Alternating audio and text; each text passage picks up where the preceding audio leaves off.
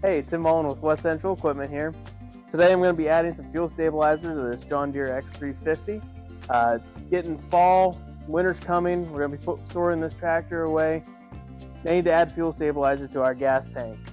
Adding fuel stabilizer keeps the gasoline from breaking down too much, absorbing too much water, causing corrosion to the carburetor. It will start and run for you well come springtime. We're going to remove the cap off the bottle, remove the seal if there is one, and we're ready to pour.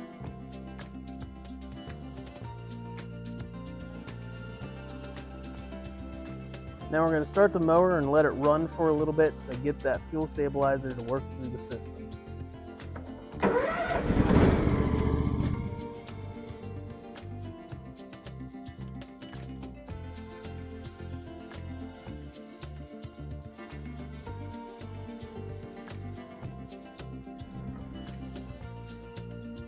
Now that the tractor's run for a little while, that fuel stabilizer's through the system, and it's ready to be stored for the winter.